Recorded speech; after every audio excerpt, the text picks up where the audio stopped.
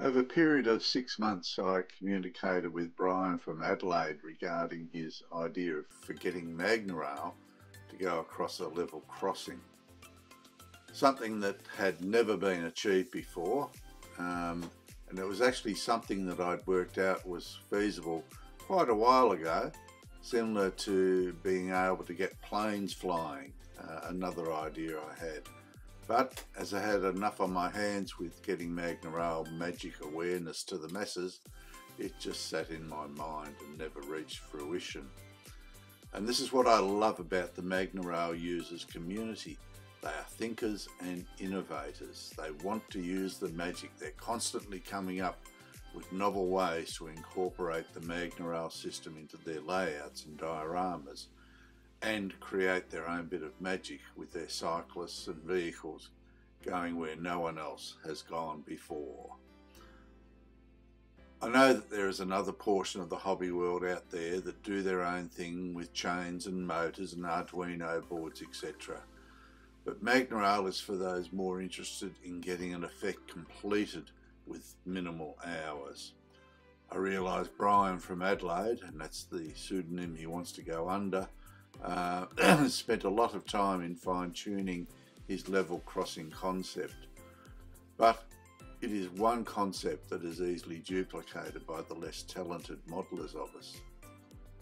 Back in 2013, Brian from Adelaide purchased his first Magnorail system from David in the Netherlands. You can see from his photos the red chain links, which have been upgraded years ago to the blue chain, show the time difference. Ironically, Brian had the set sitting unopened for years whilst he was still working, but once retirement came along, he was able to get things running. Another time indicator was that back then Magnorail created all their cyclists from etched steel, not brass, which created some problems for Brian, and possibly some of you might have the older stock cyclists and or Marklin steel track, as they do not allow the bicycles to flow over the track, as the magnets in the Magnorail track adhere to the steel rail, as do the etched steel frames of the cyclists.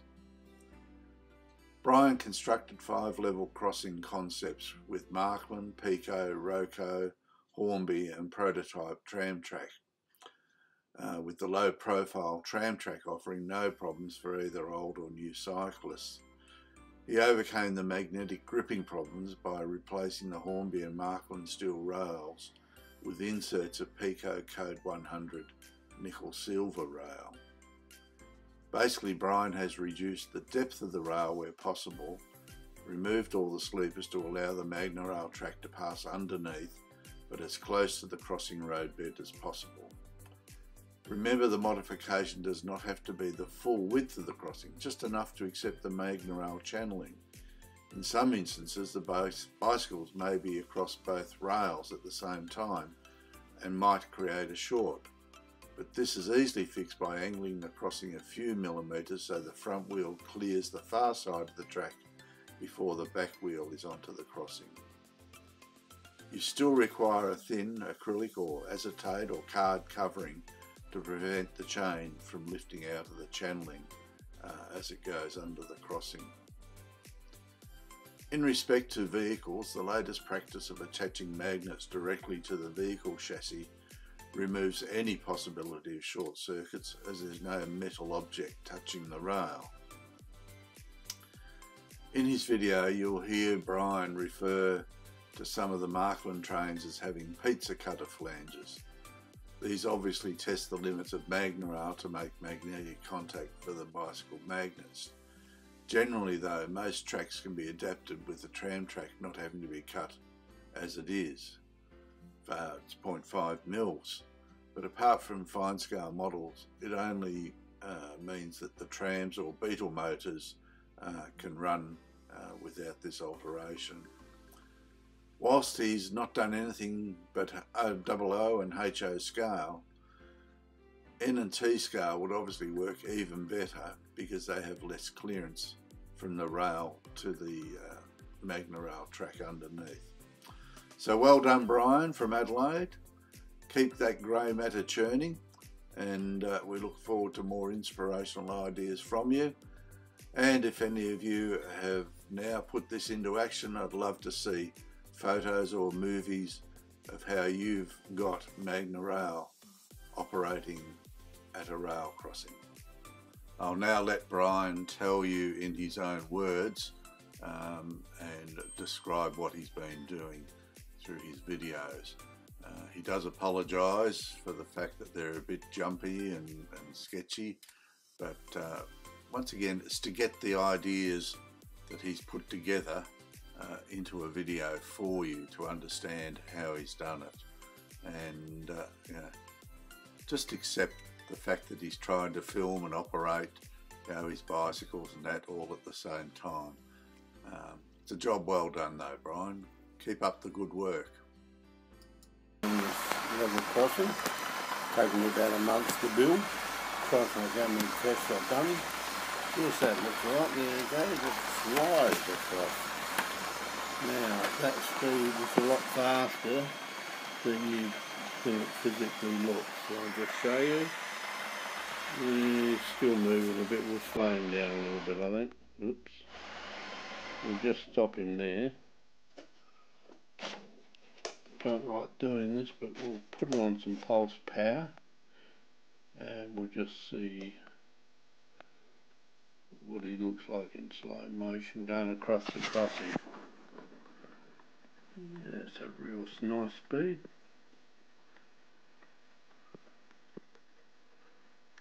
Come on, you can do it. Come on. His legs jammed up, so there he is. We'll just stop it there and we'll just start him again. We'll stop him, start him. Perfect. Okay, we'll put him on normal speed.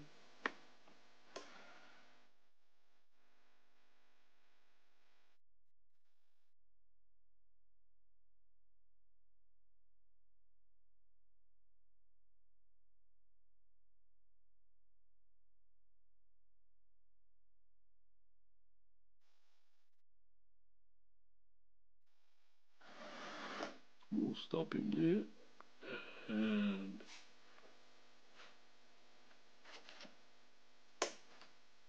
he's on low pulse power. Bring him back a little bit so you can see him go over. He doesn't like backwards, but he does it. There we go. Now we'll bring him slowly forward.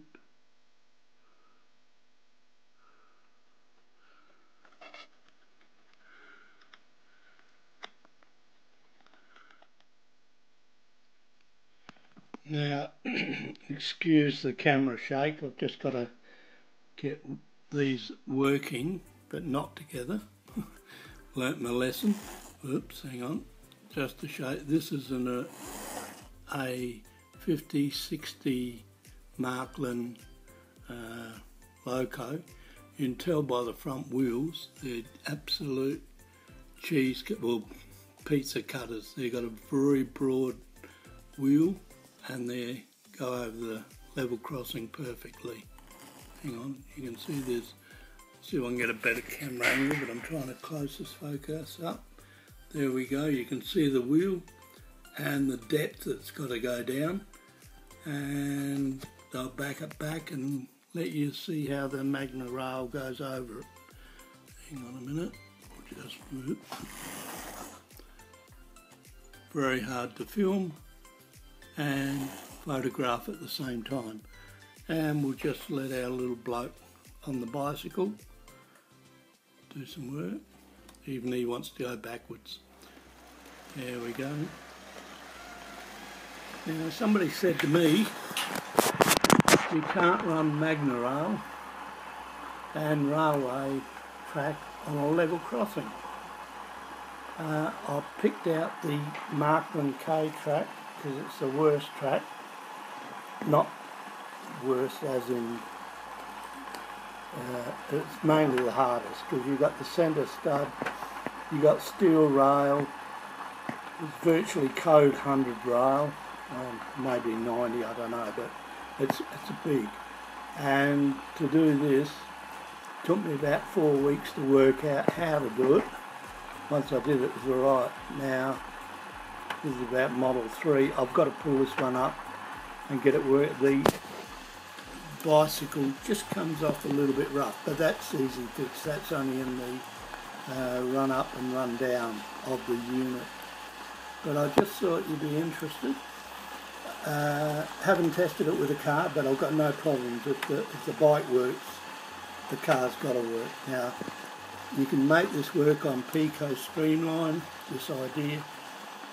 Code 70 with the Roco, that's what I'm into. But I just thought I'd build the Code 100 Marklin, because if you can do it with that, you can do it with any track. Now, in saying that, you've got to modify that crossing to suit the track, because there's no point in having that depth and gauge of wheel for Roco, which is Code 70. I can get the clearances between the centre section and the track a lot closer, which will make it a lot smoother for the little bike. But anyway, as you can see, it's only a test track, and that's all it is. So, but there's a lot of work gone into it. But anyway, hopefully that'll open up a few people's minds.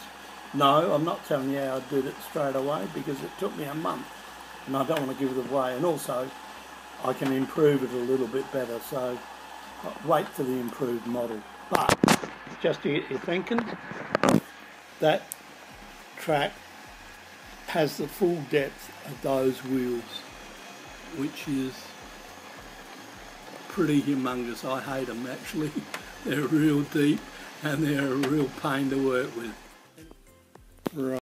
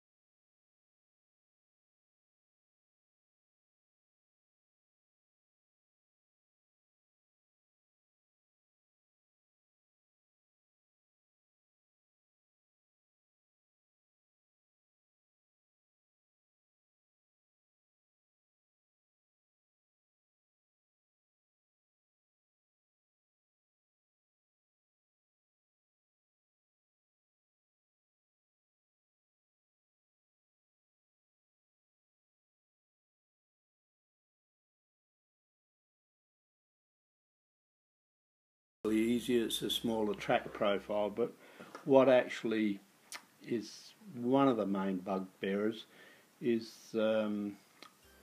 Hornby, Marklin, their back-to-back measurements and the width of the HO track are your limiting factors. I've found on this, the level crossing, excuse me while I do it, from that edge to that edge is what limits you to a certain extent. I could make that gap a lot closer, but unfortunately the wheels won't go through it, even with the tapering edge each side to lead the axle in.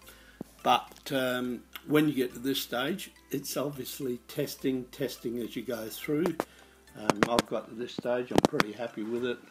I'll just show you that it's not connected to the drive system, but this is what should happen. I'm just drawing it through by hand, and obviously it should run, and his legs should move right through the motion without hopefully too much bumpiness. Now obviously the faster you go, the better it looks, but in this instance I've got him working backwards, which once you do that, you're there, you made it. Now I can also put a thin sheet of plastic, it's not plastic, acetate, what would you call it, just very thin,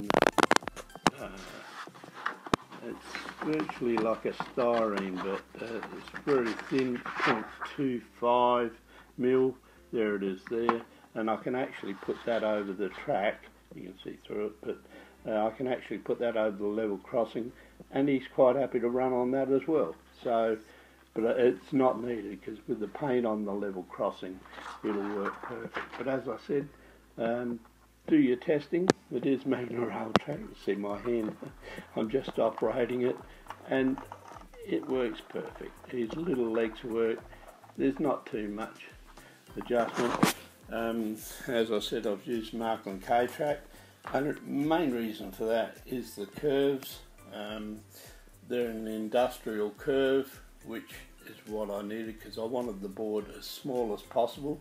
There'll be that's the tunnel mouth for the Magnorail. It'll just go in. Now I've made that into the power unit for the Magnorail and the reverse wheel loop all in on one piece, so I can pull that section out.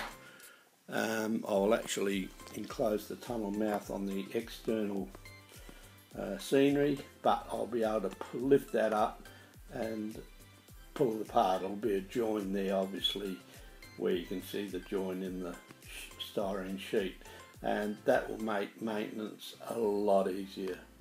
That'll all be hidden in a mountain behind a tunnel mouth, which will go basically at the start of that point there, just in there somewhere.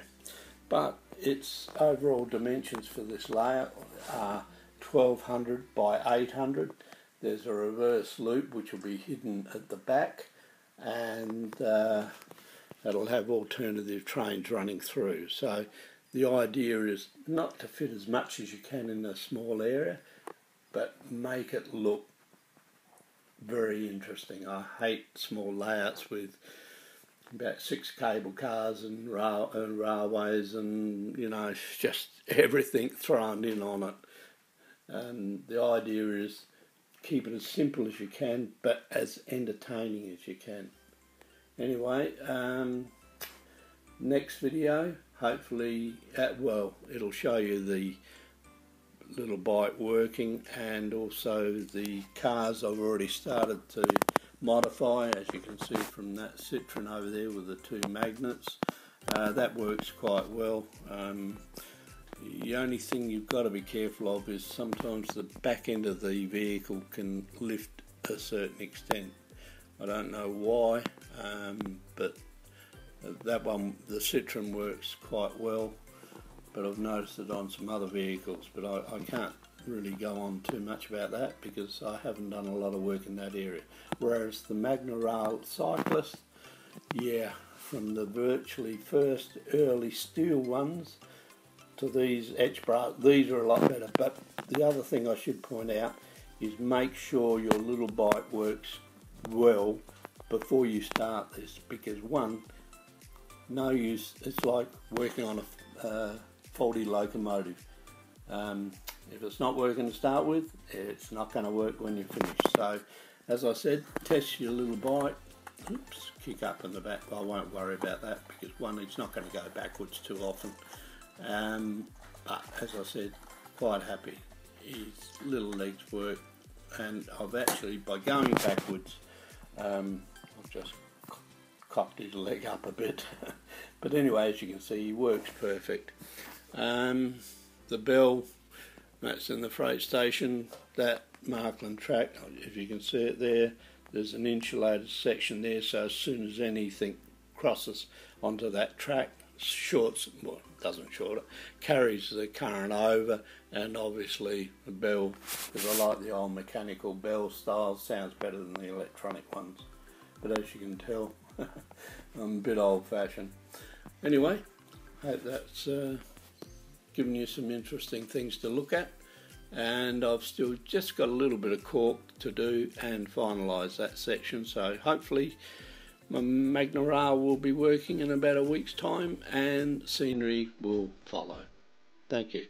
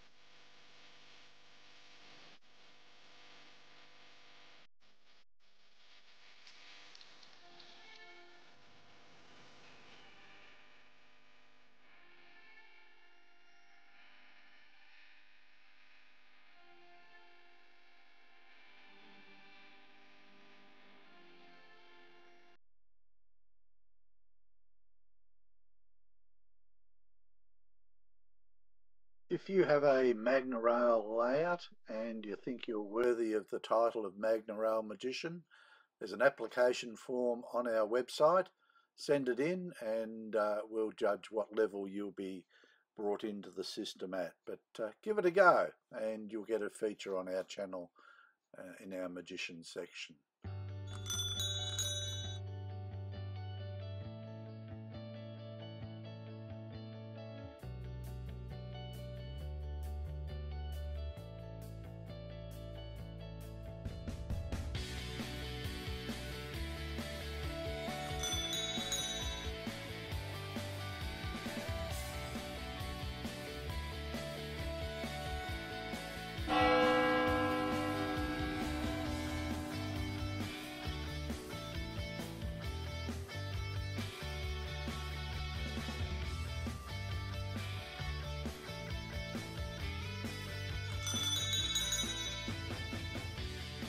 Thank you for watching.